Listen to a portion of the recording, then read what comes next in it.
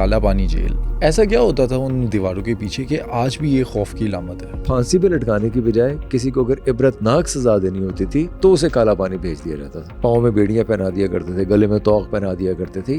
اس زندگی کا تصور کر کے رونگٹے کھڑے ہو جاتے ہیں. شبانہ اعظمی اور جاوید اختر صاحب, ان کا کیا تعلق ہے اس جیل سے؟ 80,000 لوگ بھیجے گئے ہیں کالا پانی کے ساتھ جنہیں دی گئی ہے. ان میں ٹھگ بھی تھے, ان میں وہ لوگ بھی تھے جنہوں نے فتویٰ جاری کیا تھا کوئی انگریز کے خلاف, اور ان میں زیادہ تر مسلمان تھے. انگریز کے ظلم و ستم سے کسی قیدی نے بھاگنے کی کوشش کی. 1868 میں 238 لوگوں نے فرار ہونے کی کوشش کی, کامیاب ہوئے.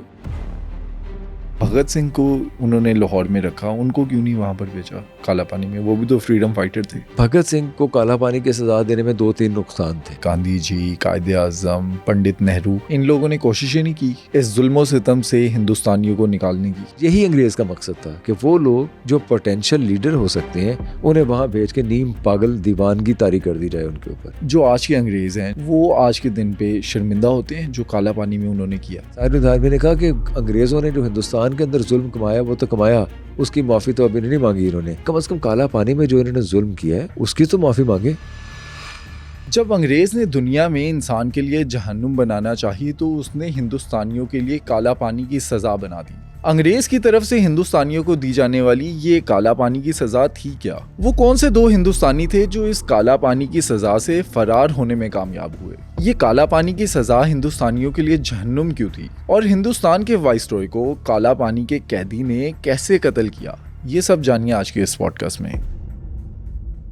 سنو پوڈ کاسٹ کے 90% ویورز وہ ہیں جنہوں نے اب تک سنو ڈیجیٹل کو سبسکرائب نہیں کیا. اگر آپ کے خیال میں نے آپ کو ویلیویبل کنٹینٹ دیا ہے تو ابھی سنو ڈیجیٹل کو سبسکرائب کریں. ذیشان بھی, کالا پانی کی سزا یا کالا پانی جیل, ایسا کیا ہوتا تھا ان جیل کی دیواروں کے پیچھے کہ آج بھی یہ خوف کی علامت ہے؟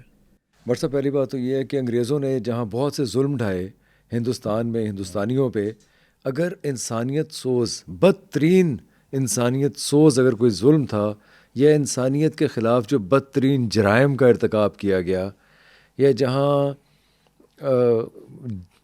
جانوروں سے بھی زیادہ بدتر سلوک, ویسے تو جانوروں کے ساتھ بھی ایسا سلوک نہیں ہونا چاہیے, لیکن ایسا بدترین سلوک جہاں کیا گیا, حیوانیت جہاں کی گئی, جہاں حیوانیت کا, بربریت کا کھلم کھلا مظاہرہ کیا گیا, وہ کالا پانی تھا. کالا پانی دراصل کچھ جزائر ہیں, انڈمان اور نکوبار جزائر ہیں جو کہ انڈین اوشن میں ہیں. بنگال سے آپ کیلکٹا سے کچھ 738 کلومیٹر دور وہ ہیں جزائر. برما کے قریب جا کے لگتے ہیں, انڈونیزیا کے قریب جا کے لگتے ہیں. دور دراز جزائر پھیلے ہوئے ہیں.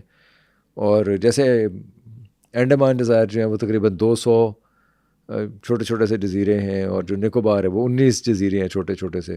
یہ لوگ کرتے یہ تھے کہ زیادہ تر سیاسی قیدیوں کو یا اخلاقی قیدیوں کو یا ان قیدیوں کو جو انگریز کے لیے خطرہ ہوا کرتے تھے, انگریز کے بارے میں کوئی فتاویٰ جاری کرتے تھے یا انگریز کے خلاف اکساتے تھے لوگوں کو بغاوت پہ, یا کوئی کتاب ایسے لکھا کرتے تھے, وہ جن سے انگریز کو خطرہ تھا, اپنی اتھارٹی کا یا اپنے سامراج کو خطرہ نظر آتا تھا, ان لوگوں کو سزا دینے کے لیے ان جزائر پہ بھیج دیا کرتے تھے. اچھا, یہ آئی لینڈس ان کو ملے کیسے تھے؟ ڈسکور کیسے کیا تھا انگریز نے؟ یہ آئی لینڈ تقریباً 1798 کے قریب انہوں نے وہاں قبضہ کیا جا کے. آس پاس کے کچھ علاقوں میں یہ لوگ پکنک منانے کے لیے جایا کرتے تھے. اور آپ کو پتہ ہے کہ انگریز جو ان کے جو ویسلز ہیں اور جو نیوی تھی ان کا تو بہت وہ اسٹرانگ تھے, بلکہ برصغیر کے اوپر جو قبضہ تھا وہ بھی اپنی نیوی کی وجہ سے ہی زیادہ ان کا اسٹرانگ تھا. اور نیوی اچھی نہ ہونے کی وجہ سے بڑی بڑی سلطنتیں, آپ نے دیکھا, ہم نے الیگزینڈر کو بھی ڈسکس کیا تھا کہ وہ برباد ہو گئی تھیں. تو ان لوگوں کو ان جزائر تک تو رسائی حاصل تھی, لیکن ان جزائر میں جو رہنے والے لوگ تھے وہ بہت ہی انسیولائزڈ تھے.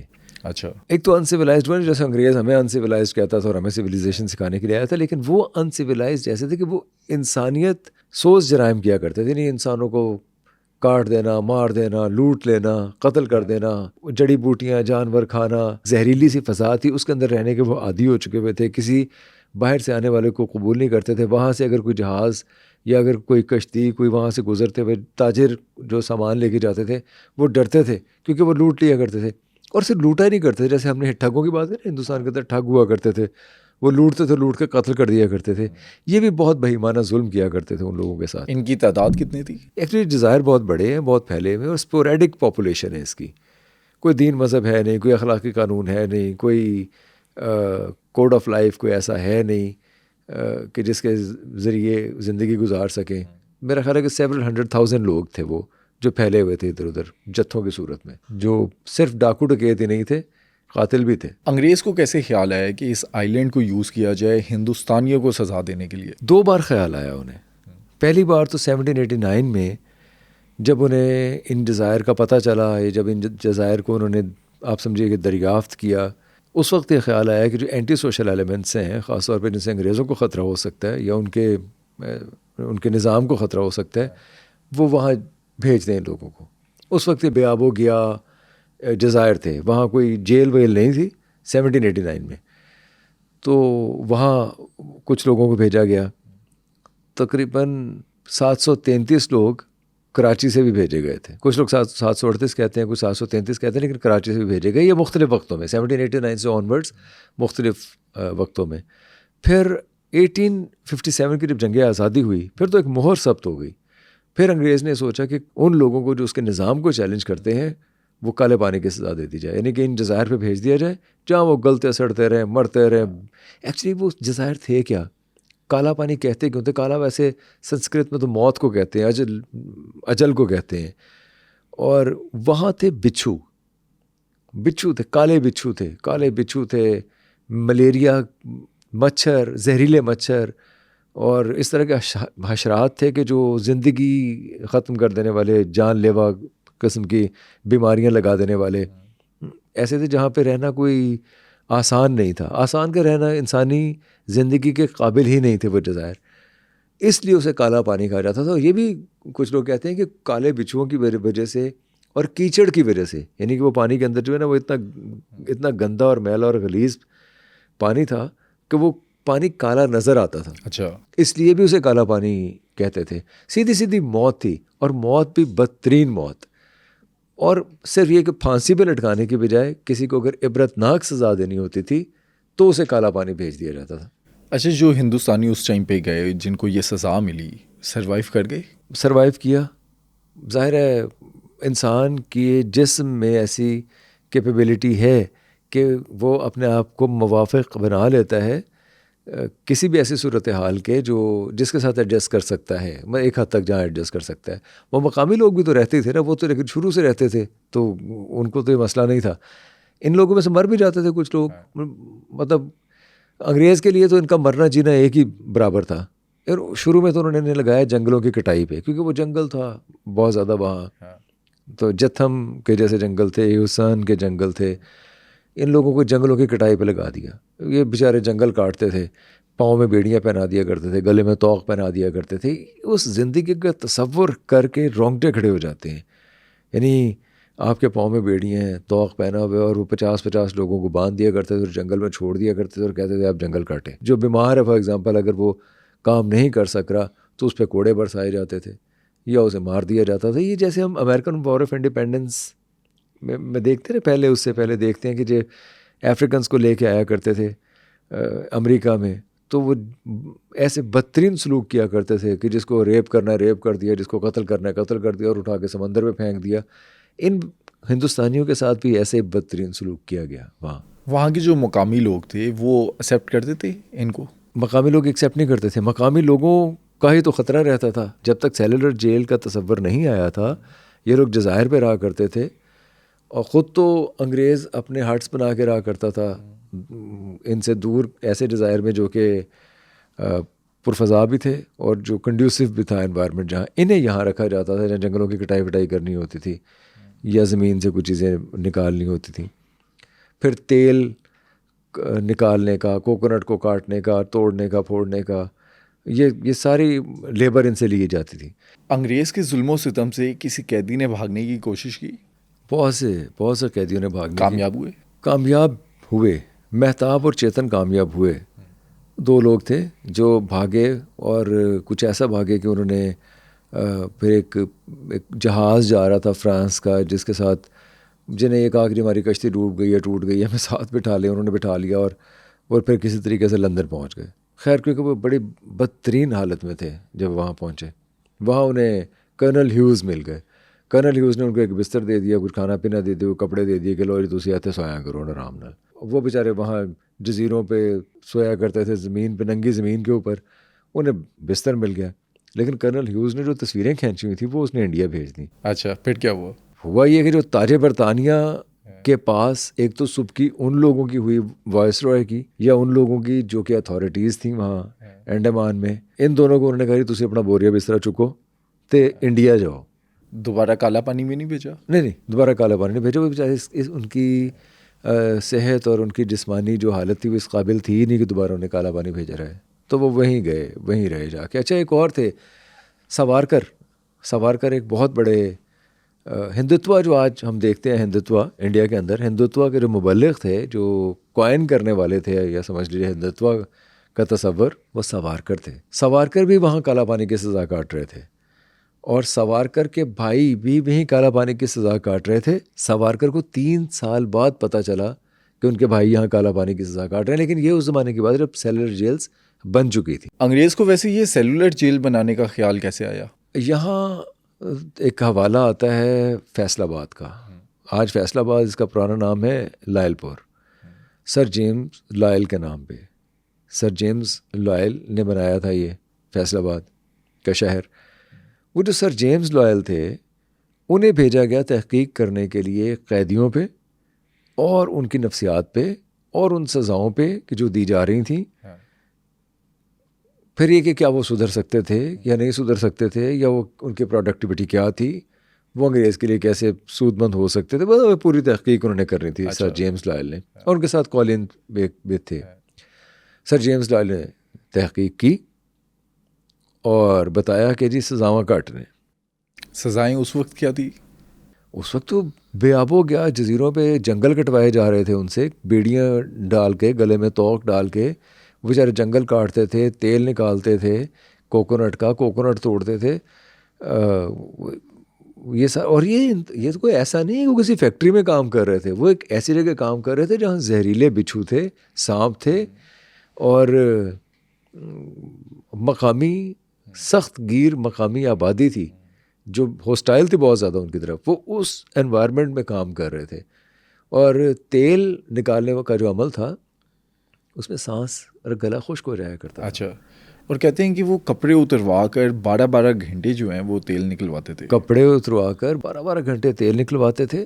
بات پہ سزا دینے کا بہانہ ڈھونڈا جاتا تھا. مثلاً جسے بہت سخت سزا دینی ہے تو اسے کہا جاتا تھا کہ جو کوکونٹ کی اسکن ہے اسے اتارو, اور ایک محدود وقت دیا جاتا تھا کہ اس وقت میں آپ نے زیادہ سے زیادہ وہ اسکن اکٹھی کرنی. ظاہر ہے ٹارگیٹ ہوتا تھا جو پورا کرنا ہوتا تھا. ڈیڈ لائن میٹ کرنی ہوتی تھی اس بیچارے نے. وہ ڈیڈ لائن میٹ نہیں کر پاتا تو ظاہر ہے کوڑے کھاتا تھا. زیادہ بڑی سزا غیر انسانی سزا یہ تھی کہ وہ اسے اپنی جو فطری ضروریات ہیں وہی پوری نہیں کرنے دیتے تھے. کوڑے تو جیسے تھے ہی تھے, وہ مار کھاتا ہی تھا. اسی طرح تیل نکالنے والا جو تھا, جس میں حلق خشک ہو جایا کرتا تھا, سانس سوکھ جایا کرتا تھا, پیاس لگتی تھی بہت شدید, اور پانی وہاں تھا نہیں. سب سے بڑی بات جو ہم نے اب تک نہیں کی وہی کہ اس جزیرے میں پانی نہیں تھا. وہ جزیرے تھے لیکن وہ سارا زہریلا پانی تھا. پینے کا پانی بہت محدود ہوا کرتا تھا. وہ آپ یہ سمجھ لیجیے کہ کچھ قطرے ہی تھے جو پینے ہوتے تھے, یا کچھ چمچ سے پانی پینے والا حساب تھا. اتنا کم پانی ان کے پاس ہوا کرتا تھا. اور تیل نکالنے کا عمل ایسا تھا کہ حلق خشک ہو جایا کرتا تھا, پیاس لگتی تھی, کانٹا بن جایا کرتا تھا حلق. اندھوش نے اپنے جو کرتا تھا وہ کرتا سے ہی اپنے گلے میں پھندا بنا کے پھانسی لے لی تھی اندھوش نے. اندھوش ایک قیدی تھا وہاں. اچھا, وہاں پر رہنے والے جو انگریز تھے, جو آفیسرز تھے, ان کی لائف کیسی تھی؟ انگریز تو بڑے مزے میں رہا کرتے تھے. میں نے بتایا نا, یہ سارے جزیرے تو ایسے نہیں تھے کہ جہاں پہ مقامی آبادی بہت خطرناک تھی اور جہاں زہریلے سانپ تھے, بچھو تھے, یا کیچڑ تھا, یا گند بلا تھا. جزیروں میں تو ایسے ہی ہوتا ہے نا, جہاں پھیلے ہوئے جزیرے اسپوریڈیکلی بہت سارے جزیرے اگر پھیلے ہوئے, تو کچھ جزیرے جہاں کوکونٹ تھا, جہاں اناناس, سیب, جہاں خوبصورت جزیرے تھے, وہاں ان کے خیمے لگے ہوا کرتے تھے, اور بڑے شاندار خیمے لگتے تھے.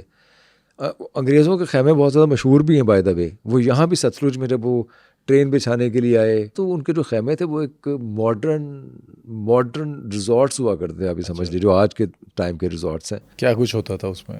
ضرورت کی ہر چیز, اس میں ان کے نہانے کا جو سامان تھا، وہاں اگر سردیاں تو اسے گرم رکھنے کا، اگر گرمیاں تو اسے ٹھنڈا رکھنے کے انتظام ہوا کرتے تھے، اور خیموں کے اندر ضرورت کی ہر چیز تھی. وہ اور نوکر تو ملے ہوئے تھے جو ہندوستانی قیدی تھے. وہ نوکر تو بے تحاشا تھے نا، ہندوستانی، سارا ہندوستان ہی ان کا نوکر تھا، سارے ہندوستان کو تو نوکر بنایا ہوا تھا انہوں نے. تو نوکروں کی تو کمی نہیں تھی یہاں. پنکھا، جب ہم ہٹ کی بات کر رہے ہیں یہاں بھی، تو کئی ملازم ہوا کرتے تھے جن کی شفٹوں میں ڈیوٹی ہوتی تھی، جو وہ پنکھے چلایا کرتے تھے ہوا دینے کے لیے. لاٹ صاحب سو رہے ہوتے تھے، بیٹھے ہوتے تھے، اخبار پڑھ رہے ہوتے تھے، کوئی ان کی مالش کر رہا ہے. یہ تو ہمیں یہاں عام تصویریں بھی مل جاتی ہیں انگریزوں کی یہاں جس طرح سے وہ رہا کرتے، اسی لیے جہاں جانا بھی نہیں چاہتے تھے. وہاں بھی ایسے ہی تھا. ان خیموں میں بھی وہ بہت پرتعیش زندگی گزار رہے ہوتے تھے، لیکن ان جزیروں سے دور جہاں خطرناک مقامی آبادی تھی، جہاں زہریلے سانپ بچھو تھے، جہاں کیچڑ تھا، جہاں ملیریا تھا، جہاں زہریلے مچھر تھے، وہاں یہ لوگ جنگل کاٹ رہے ہوتے تھے اور کام کر رہے ہوتے تھے. اچھا، ان کی سیکیورٹی کے اوپر ہندوستانی تھے یا صرف اور صرف انگریز تھے؟ دیکھیے، ہندوستانی بھی تھے اور انگریز بھی تھے. انگریز زیادہ تھے، ہندوستانی یہاں سے لے کے جاتے تھے جو ان کے بہت زیادہ ان کے لائل ہندوستانی تھے. لیکن یہ لائلٹی ایک دفعہ ان کے گلے بھی پڑ گئی. کیسے؟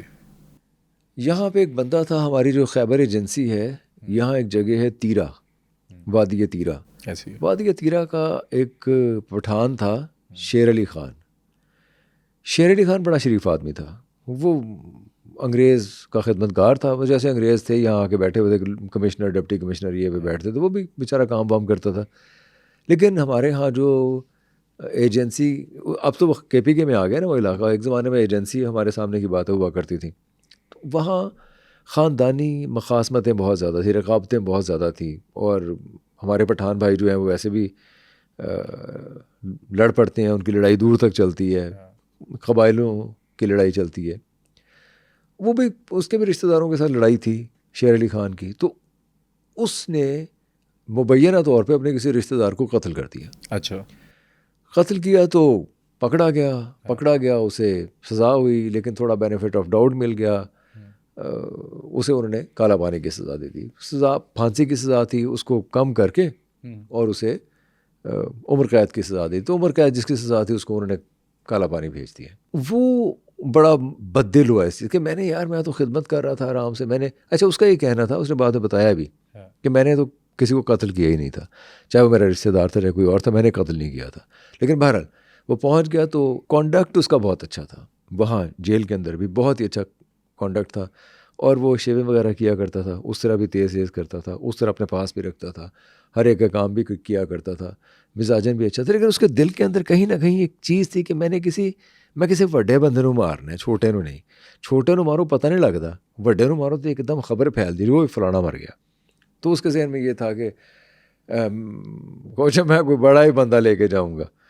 وہ اس طرح تیز کرتا رہا. اور لارڈ میو ہاسپٹل، جو ہمارا ہاسپٹل ہے وہ میو کے نام پہ، جو وائس رائے تھے یہاں، وائس رائے صاحب اپنی بیوی کے ساتھ وہیں کے پکنک وغیرہ بنانے کے لیے جا رہے تھے. ساتھ ایک، جیسے آج کے زمانے میں کیولکیڈ ہوتا ہے، ان کا پورا ایک ہراول دستہ ان کے ساتھ تھا، گارڈز یہ وہ سب. تو پھل فروٹ آ رہے نے، جزیرے تے پھر رہے نے، کمر چ باواں پائیاں ہوئی نے، لگے پھر رہے نے مزے دے نال. لارڈ صاحب ہسپتال بنا رہے نے، خط پڑھ رہے نے، کیونکہ اس کا شوق تھا، وہ خط پڑھتا تھا. کتنے بغاوت تو نہیں ہوگی پیچھے، ہندوستان میں بغاوت تو نہیں ہو گئی. خط پڑھنے کا بڑا شوقین تھا وہ. اسے لوگوں نے، اس نے کہا جی میں نے ادھر جا کے دیکھنا کہ ان کے حالات کیا ہیں وہ جیلوں کے. لوگوں نے روکا، جی شام ہو رہی ہے تو اس وقت جانا تو تھوڑا خطرناک ہے. اس کے پاس اتنی بڑی نفرت تھی، اتنے سارے لوگ تھے، اور وہ وائس رائے تھا ہندوستان کا، اس کو کیا خطرہ ہو سکتا تھا، اور وہ بھی قیدیوں سے. انہوں نے کہا چھڈو پرے، میں جان دو تسی آؤ میرے نال. وہ چلا گیا. موسم اچھا تھا، سورج ڈھلنے کے بعد ویسی فضا بڑی خوبصورت ہوئی تھی. پہنچ گیا. اس کو روکنے والا کوئی نہیں تھا شیر علی خان کو، کیونکہ اس کے اوپر سبھی ٹرسٹ کرتے تھے.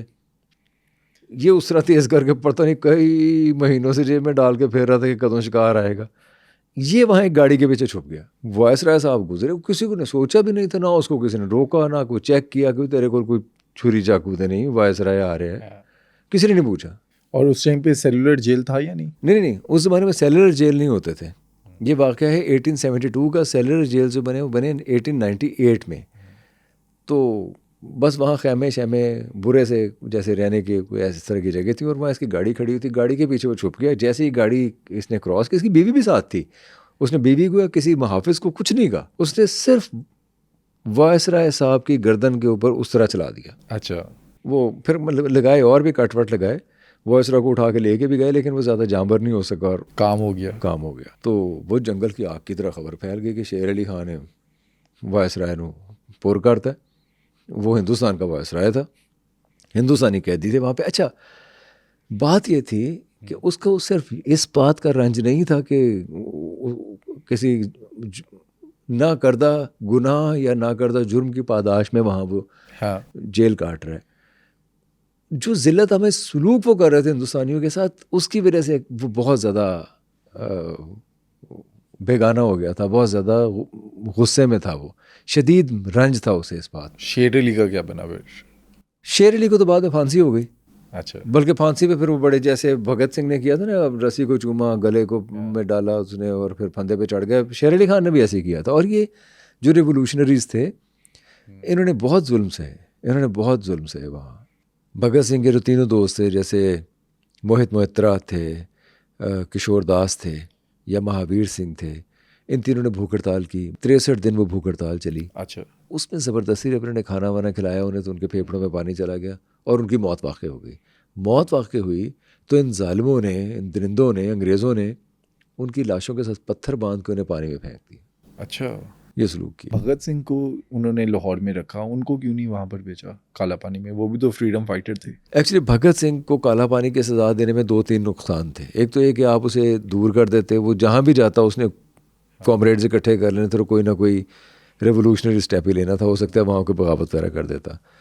دوسرا یہ تھا کہ وہ تو پہلے ہی جیلوں کے، یعنی کہ جو یہاں جیلیں تھیں ہندوستان کے اندر، ان جیلوں کے جو سلوک ہوتا تھا یہاں قیدیوں کے ساتھ، جو برا کھانا دیا جاتا تھا، مشقت کروائی جاتی تھی، اور اس کے کوئی آرز نہیں تھے.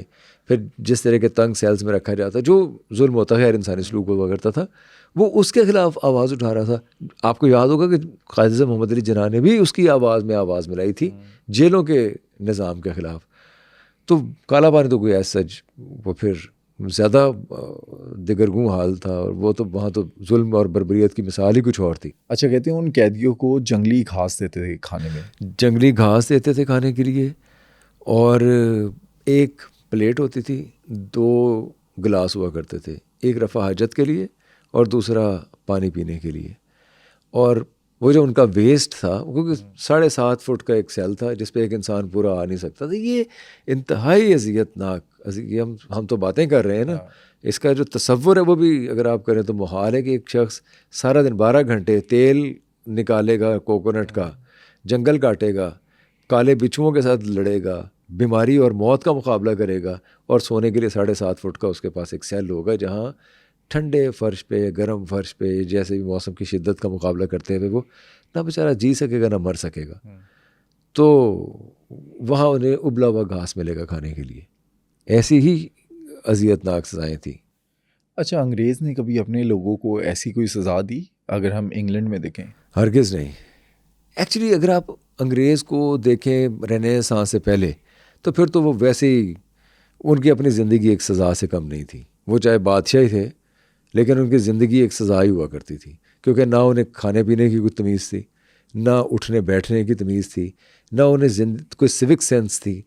انہیں وہ بالکل جانوروں جیسی زندگی گزارتے تھے رینیسانس سے پہلے. یہ ہمیں پورے یورپ کے اندر یہ جو آپ پڑھتے بھی ہوں گے، اور یہ بات بالکل حقیقت ہے، یہ جو پرفیوم کا ایجاد ہونا، اسکرٹس کا پہننا، یہ وہ اس لیے تھا کہ ان لوگوں کو تو اپنے مغلظات کہاں پھینکنی ہے، کیسے اسے پرفارم کرنا ہے، کیسے اپنے آپ کو ریلیو کرنا ہے، ان کے ملکاؤں کو یہ کچھ نہیں کرنا آتا تھا. انتہائی بدبودار اور غلیظ لوگ تھے یورپینس. تبدیلی کیسے آئی؟ عربس جب گئے ہیں اسپین میں، تو انہوں نے اسپین کا جو ایک تمدنی نقشہ تھا وہی بدل کے رکھ دیا.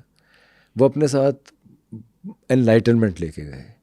ڈاکٹر تیمور رحمان کی بڑی اچھی کتاب آئی ہے، وہ بھی وہ دیکھنے سے پڑھنے سے تعلق رکھتی ہے. وہ روشن خیال اسلام کے بارے میں ہے وہ، اور ویسے بھی جو ہسٹری ہمیں وہ بتاتی ہے کہ ان لوگوں نے جا کے انہیں ایکچولی مسلمانوں نے عربز نے جا کے یورپینز کو سویلائز کیا ہے.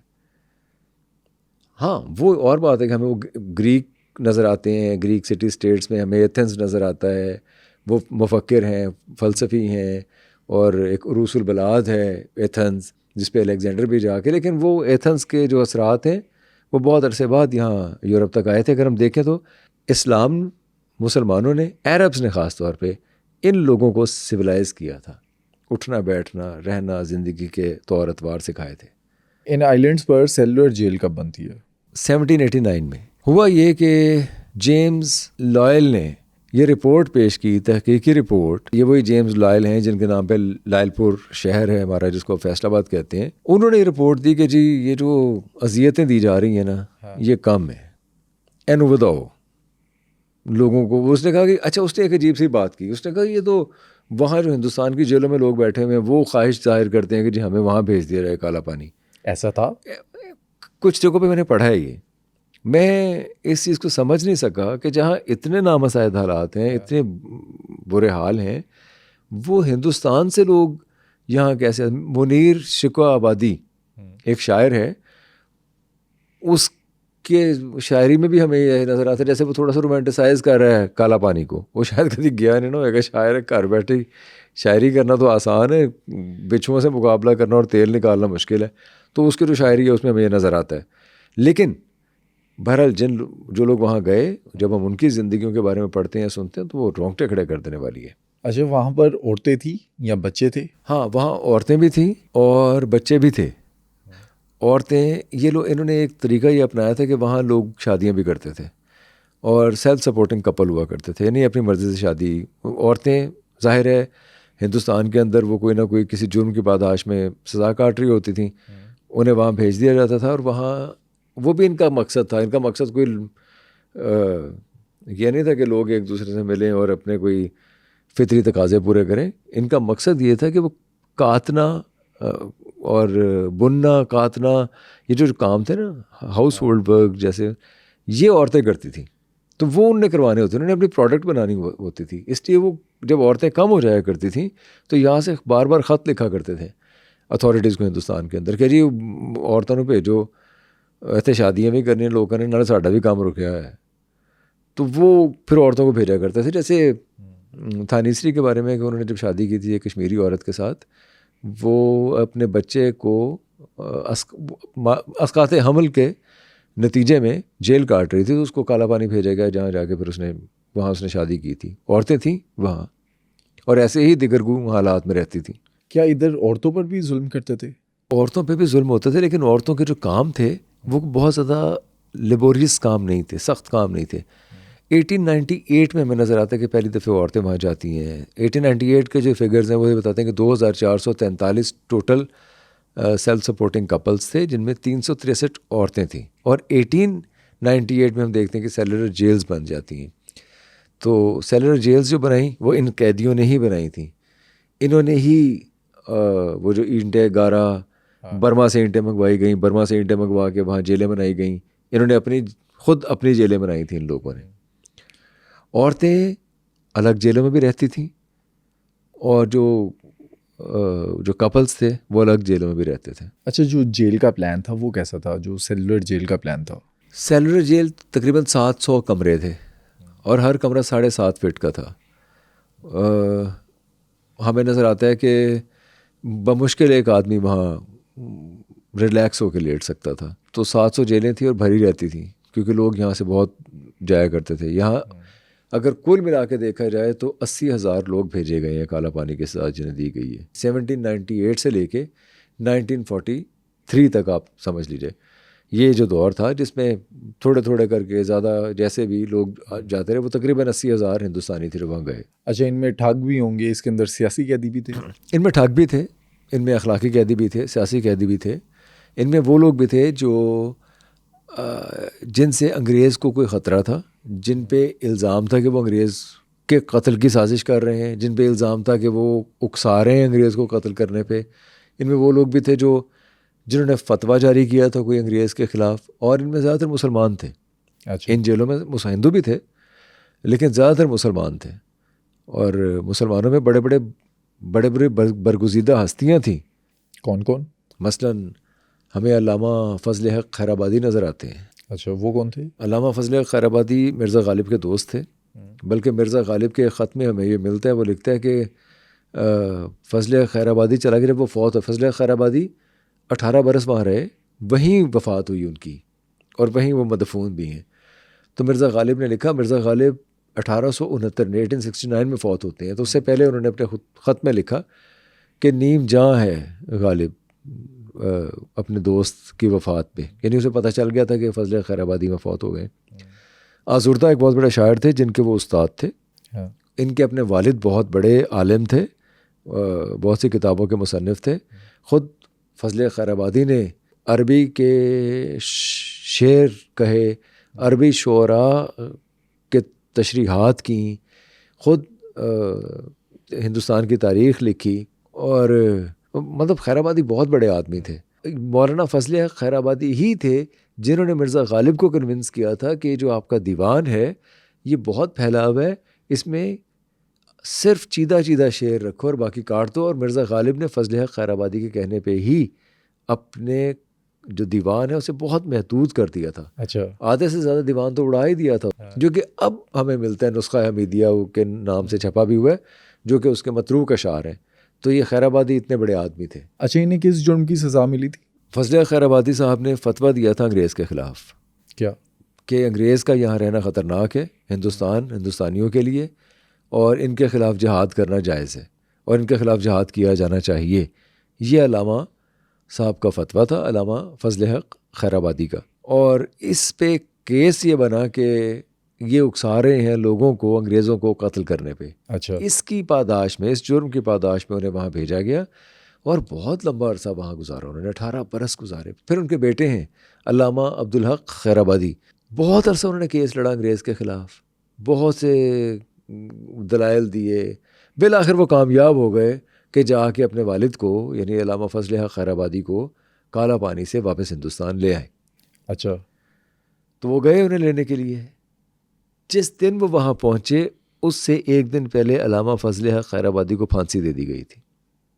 اچھا، انہیں جب یہ پتہ چلا کہ کورٹس نے یہ اجازت دے دی ہے کہ فضل حق خیر آبادی کو واپس لے جائیں، اس کا سن کے انہوں نے ان کو پھانسی دے دی. عبداللہ خیر آبادی جب وہاں اترے کالے پانی میں اپنے والد کو لینے کے لیے، تو وہ پھانسی کی سزا پا چکے تھے. ایک دن پہلے ان کا جنازہ ہو گیا تھا، وہیں مدفون ہے وہ. عبدالحق خیر آبادی کے ہی بیٹے تھے مزدر خیر آبادی. یہ جو آپ سجاد علی کا آج کل بڑا مشہور ایک کلام جو گا رہے ہیں، وہ ابھی ڈوب رہا ہوں ڈوبا تو رہی ہوں، یہ مزدر خیر آبادی کا کلام ہے. اچھا، شبانہ اعظمی اور جاوید اختر صاحب، ان کا کیا تعلق ہے اس جیل سے؟ میں عرض کر رہا ہوں نا، مزدر خیر آبادی کے بیٹے تھے جانثار اختر، جو کہ شاعر بھی تھے. جانثار اختر ہم نے ہمارے سلیبس میں بھی تھے، ہم پڑھتے بھی رہے ہیں. جانثار اختر کے بیٹے ہیں جاوید اختر. اچھا، جاوید اختر کی جو مسز ہیں وہ ہیں شبانہ اعظمی، جن کے والد تھے کیفی اعظمی. کیفی اعظمی ایک he was a socialist through and through. لیکن اب یہاں آپ یہ دیکھیے کہ کیفی اعظمی یا عبدالحق خیر آبادی یا جانثار اختر یا مزدر خیر آبادی، یہ سوشلسٹ اور مذہبی لوگ سب ایک تھے انگریز کے خلاف، انگریز کو ہندوستان سے نکالنے کے خلاف. علامہ فضل حق خیر آبادی سے لے کے اور فرحان اختر تک، جو کہ جاوید اختر کا بیٹا ہے. سیلولر جیل بننے کے بعد کیا کبھی قیدی کوئی فرار ہونے میں کامیاب ہوا وہاں سے؟ سیلولر جیل بننے سے پہلے تو ہم دیکھتے ہیں کہ 1868 میں 238 لوگوں نے فرار ہونے کی کوشش کی. کامیاب ہوئے؟ کامیاب نہیں ہوئے، سب کے سب پکڑے گئے. 87 لوگوں کو پھانسی چڑھا دیے گئے، اور ایک نے خودکشی کر لی تھی. کہاں جاتے فرار ہو کے، پتہ نہیں وہ کیوں فرار ہو رہے تھے اور کہاں فرار ہوتے. زندگی اتنی جبر مسلسل تھی کہ انہیں بھاگنا تھا کسی بھی صورت میں، یا وہ چاہے ماری کیوں نہ جائے. تو 87 لوگوں کو انہوں نے پھانسی دے دی، اور ایک نے خودکشی کر لی تھی. سیلولر جیلز جب بن گئیں پھر بھی کچھ لوگوں نے فرار ہونے کی کوشش کی. جیسے مہتاب اور چیتن کا واقعہ میں نے آپ کو عرض کیا. مہتاب اور چیتن نے فرار ہونے کی کوشش کی اور فرار ہو گئے، پھر وہ ہندوستان اور پھر واپس بھیج دیے گئے، جیسے ہم نے ذکر کیا. اس طرح ساورکر کے بھائی تھے جنہوں نے فرار ہونے کی کوشش کی، جو ہندوتوا کے بانی ہیں. انہوں نے چھلانگ لگا دی سمندر کے اندر، اور کہا جاتا ہے کہ وہ ڈوبنے لگے تھے لیکن انہوں نے پکڑ لیا، پکڑ کے دوبارہ وہ لے گئے تھے، فرار نہیں ہو سکے تھے وہ۔ یہ جو اتنا ظلم و ستم ہوتا تھا وہاں پر جو قیدی تھے ان کی نفسیاتی حالت کیسی تھی؟ پاگل ہو جایا کرتے تھے۔ بہت اہم ایک زبردست بڑے روشن خیال بڑے پڑھے لکھے آدمی تھے عسکر دت، جنہوں نے کتاب بھی لکھی، بعد میں وہاں سے بچ کے بھی آ گئے، کسی طریقے سے پہنچ بھی گئے واپس، بہت سے لوگ واپس بھی آ گئے تھے، لیکن وہ پاگل ہو گئے تھے، اور 14 برس وہ پاگلوں کی حالت میں ہی زندگی گزاری۔ اور وہ ایک آدمی نہیں تھے، وہ ایسے بہت سے لوگ تھے جو، لیکن جب اتھارٹیز نے پوچھا کہ ان کی صحت کے بارے میں تو انہوں نے لکھ دیا نہیں وہ پاگل نہیں ہوا، وہ تو ملیریا کی وجہ سے ایسے ہو گیا تھا، اس کو اس کی ذہنی حالت ملیریا بخار کی وجہ سے ایسے خراب ہو گئی تھی۔ لیکن جو عسکر جو مسٹر دت بھی یہ لکھتے ہیں کہ وہاں ایسے بہت سے لوگ تھے جو زندگی اور موت میں معلق تھے، جو مرنا چاہتے تھے مر نہیں سک رہے تھے، اور فرار ہونا چاہتے تھے، زندگی سے جان چھڑوانا چاہتے تھے گولی مار دیں، ہمیں مار دیں، اس اذیت سے جان چھوٹ جائے، لیکن وہ اس اذیت سے جان چھڑوا نہیں پاتے تھے۔ اور یہی انگریز کا مقصد تھا کہ ان کو عبرت ناک سزائیں دی۔ جو جیمز لائل بھی آئے، جیمز لائل نے آ کے بھی جب جو رپورٹ پیش کی وہ یہ تھا کہ ان کی سزاؤں کو عبرت ناک کیا۔ پھر ڈیوڈ بیری کو انٹروڈیوس کروایا گیا۔ ڈیوڈ بیری جیلر تھا۔ ڈیوڈ بیری بہت ہی ظالم آدمی تھا، وہ ایسے انچین کرتا تھا قیدیوں کو کہ نہ وہ بیٹھے ہوتے تھے اور نہ کھڑے ہوتے تھے، وہ لٹک رہے ہوتے تھے ہوا میں، اور ایسے وہ کئی گھنٹے گزار دیا کرتے تھے، اور انہیں 4 دن کے لیے بھوکا چھوڑ دیا کرتا تھا، جیسے لطف اٹھایا جا رہا ہوتا تھا نا۔ مطلب آپ تصور کیجئے، یہ جو آج باتیں کرتے ہیں نا جنگلی جانوروں کو کے بچاؤ کی، جانوروں کو پالنے کی، جانوروں کو کے حقوق کی، یہ وہ لوگ ہیں جو آج یہ باتیں کرتے ہیں۔ یہ ان کے جو دادا پر دادا تھے وہ یہ سلوک کیا کرتے تھے، یعنی کہ ہوا میں معلق کر دیا کرتے تھے انسانوں کو 4 دن بھوکا رکھ کے کہ دیکھیں مرتا ہے یا نہیں مرتا، اور اگر مرتا ہے تو اذیت سے مرتا ہے، کراہت ہے، اس کی سسکیاں جو ہیں وہ ان میں کتنا دم ہوتا ہے، اور عبرت ناک سزائیں کہ انگریز کے خلاف بولو گے۔ یہ تھے انگریز یہاں ہندوستان کے اندر جو کر رہے تھے۔ اسی ایتے بڑے خوش ہے کہ سانو پل بنا کے دے دیتا ہے، سانو گڈی چلا کے دے دیتی ہے۔ اچھا، یہ جو ظلم و ستم کرتے تھے اس کی کہانیاں ہندوستان میں آتی تھی؟ بالکل آتی تھی۔ اور یہ خود پھیلاتے تھے؟ نہیں، خود نہیں پھیلاتے تھے۔ ہندوستان میں جو انگریز، انہیں یہ بتانے کے لیے، میں نے آپ کو عرض کیا نا، جیسے جیمز لائل کو انہوں نے یہاں بھیجا، تو جیمز لائل تحقیق کرنے کے لیے آئے تھے ایسے رپورٹس کے لیے، جیسے لارڈ میو بھی وہاں جو گئے تھے، جو وائسرا تھے ہندوستان کے، وہ بھی معائنہ ہی کرنے گئے تھے، لوگ جاتے تھے دیکھتے تھے مختلف۔ ویسے کالا پانی کی جو زیادہ تر سزائیں ہیں وہ ان لوگوں نے لکھی ہیں جو وہاں سے چھوٹ کے آئے، جیسے کالا پانی نام کی کتاب لکھی تھی جو لوگ وہاں سے چھوٹ کے آئے، اور بہت سی کتابیں، بہت سی کہانیاں ان لوگوں نے سنائی ہیں جو وہاں تھے اور وہاں سے چھوٹ کے آئے تھے۔ لارڈ میو کے قتل کی داستان بھی تھانیسری نے، کیونکہ وہاں موجود تھے تو انہوں نے دیکھا تھا یہ سارا اپنی آنکھوں سے جو کچھ ہوا تھا، ان لوگوں نے سنائی ہے، انگریزوں نے نہیں کچھ لکھا اس کے بارے میں زیادہ۔ اچھا، سید احمد شہید کے ماننے والے وہ کون سے لوگ تھے وہاں پر؟ سید احمد شہید جب بالا کوٹ کے مقام پہ شہید ہوئے، اس کے 7 برس بعد محمد جعفر تھانیسری پیدا ہوئے۔ محمد جعفر تھانیسری کے جو آباء و اجداد تھے وہ شاہ اسماعیل اور سید احمد شہید ہی کے ماننے والے تھے، انہیں کے نظریات کو ماننے والے تھے، اور ظاہر ہی سب لوگ انگریز کے خلاف تھے، ہندوستان سے انگریز کو بھگانا چاہتے تھے۔ ان کے اوپر ایکچولی یہ الزام لگا کہ انہوں نے کچھ مجاہدین کی، حریت پسندوں کی، جو انگریز کے خلاف لڑ رہے تھے مختلف محاذوں پہ، مالی مدد کی ہے۔ اچھا، وہ ہوا یہ کہ جب اتفاق سے کوئی مخبری ہوئی، ان کو چیک کیا گیا، تلاشی لی گئی، تو ان کی جیب سے ایک خط نکل آیا۔ اس میں کیا تھا؟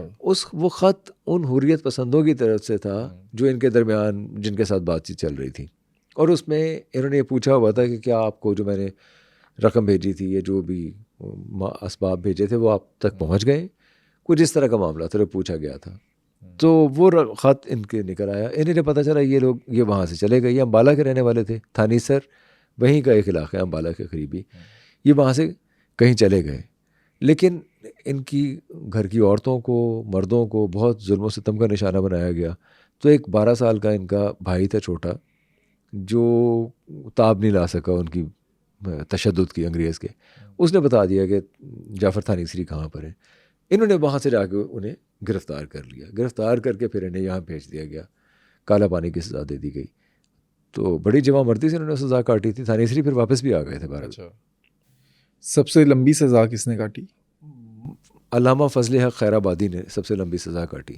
18 سال. 18 سال زندگی کا ایک حصہ تھا. اگر وہ ہندوستان میں ہوتے تو وہ بہت بڑے کام کر رہے ہوتے. اور یہی انگریز کا مقصد تھا کہ وہ لوگ جو پوٹینشیل لیڈر ہو سکتے ہیں انہیں وہاں بھیج کے نیم پاگل دیوانگی طاری کر دی جائے ان کے اوپر. اچھا، کانگریس کے جو لیڈرز تھے یا لوگ تھے، کیا ان کو کبھی سزا ملی ایسی؟ نہیں، کانگریس کے لیڈرز کو سزا نہیں ملی. کانگریس کے جو لیڈرز تھے یا مسلم لیگ کے لیڈرز تھے وہ ریڈیکل نہیں تھے. وہ کوئی ایسے لیڈرز نہیں تھے جو انگریز کا جو نظام ہے یا اس کا جو اسٹیٹس کو کے لیے خطرہ ہو. وہ اسٹیٹس کو قائم رکھتے ہوئے اصلاحات چاہ رہے تھے. انگریز بھی یہی چاہ رہا تھا کہ ان کو تھوڑا بہت کیرٹ اینڈ اسٹک دکھاتے رہیں، تھوڑی بہت اصلاحات کرتے رہیں، تھوڑا بہت ڈراتے دھمکاتے رہیں اور اپنا کام چلائے رکھیں. تو یہ کوئی لوگ مانے نہ مانے، ہمیں بھی لوگ کامنٹ کرتے ہیں ہمیں مسلم لیگ اور کانگریس کے بارے میں، لیکن وہ بڑا ایک ماڈریٹ اور اصلاحات پسند پارٹیاں تھیں. اس لیے ان کے لوگوں کو ہم نہیں دیکھتے کہ انہوں نے کہیں اس طرح کی خوفناک سزائیں دی ہوں. اچھا، اس ٹائم پہ جو ہندوستان کے لیڈرز تھے جن میں گاندھی جی، قائد اعظم، پنڈت نہرو، ان لوگوں نے کوششیں نہیں کی اس ظلم و ستم سے ہندوستانیوں کو نکالنے کی؟ نہیں، میرا خیال ہے کہ اتنا جو ظلم وہاں روا رکھا جا رہا تھا، کالا پانی کی سزا ایک استعارہ تو بن گیا آج تک ہمارے ادب کے اندر، یا ہمارے ایڈیم میں وہ ایک استعارہ تو بنا ہوا ہے کہ کالا پانی بھیج دیا جائے گا. لیکن کسی کو وہاں جو ظلم ہو رہا تھا اس کا ادراک شاید نہیں تھا. میں نے عرض کیا نا، وہ لوگ جو واپس آئے، جیسے بھگت سنگھ کے جو ساتھی تھے بٹکیشور دت، جب وہ واپس آئے وہ بہت عرصے تک زندہ رہے. 1965 میں میرا خیال ہے ان کی ڈیتھ ہوئی ہے. اور انہیں آپ یہ بھی دیکھیے کہ انہیں جب کریمیٹ کیا گیا تو یہیں حسینی والا جو ہمارے قصور اور فیروز پور والا بارڈر ہے، حسینی والا، یہاں لا کے کریمیٹ کیا گیا. یہی وہ جگہ تھی جہاں بھگت سنگھ کو کریمیٹ کیا گیا تھا، ان کے راج گرو اور سکھدیو کو کریمیٹ کیا گیا تھا. لیکن وہ ٹھیک طریقے سے ہو نہیں سکے. لوگ آ گئے، پھر وہ راوی پہ لے آئے. تو بٹکیشور دت کی زبانی ہمیں پتہ چلتا ہے. اچھا، انہوں نے جو کہانیاں لکھیں اس کے بارے میں، جو تھانیسری نے لکھیں، جو ہمیں مختلف لوگوں سے جو کہانیاں ملی، وہاں سے پتہ چلتا ہے کہ ظلم و ستم ہو کیا رہا تھا. تو اچھا، دوسری بات یہ تھی کہ یہ جو لوگ تھے، میں نے عرض کیا کہ جو فتوے جنہوں نے دیے، جنہوں نے اکسایا، جنہوں نے جو جیسے بھگت سنگھ کے اوپر الزام تھا، بٹکیشور دت کے اوپر الزام تھا کہ اس نے بام پھینکا ہے لیجسلیٹو اسمبلی کے اندر. تو وہ جو ایکٹ تھا ان کو کانگریس یا مسلم لیگ کے جو لیڈران تھے وہ بھی انڈورس نہیں کر رہے تھے، پسند نہیں کر رہے تھے، سپورٹ نہیں کرتے تھے. ان اے وے وہ جو ریڈیکلزم تھا وہ اسٹیٹس کو کے لیے خطرہ تھا، تو ان کی اپنی پارٹیوں یا ان کے جو مینیفیسٹو تھے ان کے لیے بھی خطرہ تھا. اس لیے وہ بہت زیادہ سپورٹیو ہمیں نظر نہیں آتے. بلکہ 1952 میں ہمیں ساحر الدھیانوی نظر آتا ہے. ساحر الدھیانوی نے کہا کہ انگریزوں نے جو ہندوستان کے اندر ظلم کمایا وہ تو کمایا، اس کی معافی تو ابھی نہیں مانگی انہوں نے، کہ کم از کم کالا پانی میں جو انہوں نے ظلم کیا ہے اس کی تو معافی مانگے. یہ ساحر الدھیانوی نے اس وقت یہ بات کہی تھی. جو آج کے انگریز ہیں جو ہمیں درس بھی دیتے ہیں ہیومن رائٹس کا، جانوروں کے ساتھ اچھا سلوک کرنے کا، وہ آج کے دن پہ شرمندہ ہوتے ہیں جو کالا پانی میں انہوں نے کیا. بٹ سب کہتے ہیں life is comedy for those who think and tragedy for those who feel. انگریزوں میں بھی ایسے لوگ ہیں جو زندگی کے کرب کو محسوس کرتے ہیں. وہ جو محسوس کرتے ہیں وہ ظاہر ہے ان جو ظالمانہ سزائیں تھیں، جو جرائم تھے، جو انسانیت سوز واقعات تھے، ان پہ قلم اٹھاتے ہیں. مثلاً ہم دیکھتے ہیں جول ان دا کراؤن میں پال اسکاٹ، یا اور بہت سے لوگ ہیں جنہوں نے لکھا ہے انگریزوں کے ظلم کے بارے میں.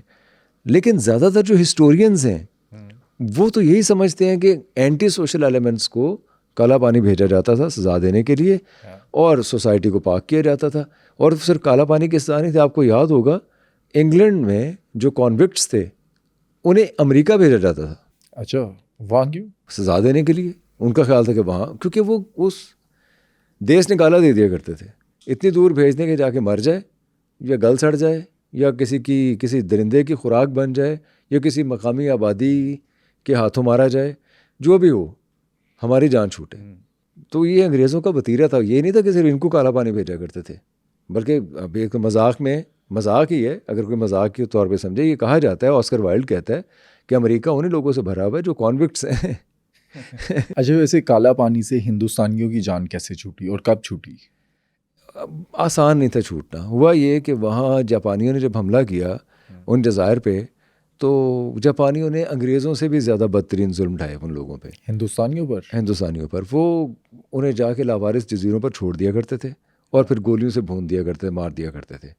اور 1944 میں ایسا ہوا, 1942 میں, مطلب 3 مختلف واقعات میں ملتے ہیں کہ جیسے ایک دفعہ کوئی 800 لوگوں کو ہانک کر لے کے گئے ایک جزیرے پہ. اس جزیرے پہ خندق پہلے سے کھودی ہوئی تھی, اس خندق میں ان کی اجتماعی قبر بنا دی انہوں نے, جاپانیوں نے. پھر 300 لوگوں کو اٹھا کر لے کر گئے کیونکہ ان سے جان چھڑوانی تھی. وہ تو ان کے لائبلٹی تھے, خوراک کا انتظام کرنا, انہیں رکھنا پالنا, وہ ان سے وہ کام تو نہیں کروانا چاہ رہے تھے جو انگریز کروا رہا تھا. تو جاپانیوں کو تو خالی چاہیے کرنا تھا کسی طریقے سے. 300 لوگوں کو لے کے گئے اور انہیں کھیل تماشا کرتے ہوئے انہوں نے چھوڑ دیا, بھاگنے پہ مجبور کیا, پھر مار دیا. پھر اسی طرح ہمیں نظر آتا ہے جو بوڑھے لوگ تھے, جو کسی قابل نہیں تھے, جو کام وام بھی نہیں کر سک رہے تھے, جو بالکل ہی لائبلٹی تھے ان کے اوپر, انہوں نے ان سارے بوڑھے لوگوں کو اٹھایا. اچھا. اور اٹھا کے ایک جہاز میں لے گئے, اور جب چند کوس دور رہ گیا ساحل, تو انہوں نے ان میں سے کہا کہ ہم آپ کو مار دیں گے ورنہ آپ چھلانگ لگا دیں. تو ان میں بہت سے لوگوں نے چھلانگ لگا دی, کوئی مر گئے, کوئی وہاں سے بیچارے ہانپتے کانپتے کسی طریقے ساحل تک پہنچے. تو جب امدادی کارروائیاں وہاں پہنچی ہیں, وہ کہتے ہیں کہ ان 300-350 لوگوں میں سے صرف 11 لوگ زندہ تھے. اچھا. جاپانیوں نے اس طرح بہت زیادہ ظلم کیا کالا پانی میں سزا پانے والوں پہ. جو انگریز وہاں پر سیکیورٹی پر تھے ان کا قتل کیا جاپانیوں نے؟ نہیں, انگریزوں کا قتل نہیں کیا. انگریزوں کا وہی قتل ہوا جب قبضے کے دوران, جیسے مٹ بھیڑ ہوتی ہے, اس مٹ بھیڑ میں جب اگر آپ نے سرنڈر کر دیا پھر تو عام طور پہ قتل نہیں ہوتا تھا, پھر تو آپ وار پرزنر ہی ہوتے تھے. وہ وار پرزنرز تھے انگریز. پھر اچھا یہ ہوا کہ انگریز پھر قابض ہو گئے ان جزائروں میں, اور جاپانیوں نے سرنڈر کیا, اور اب ان جیلوں میں جاپانی بھی تھے.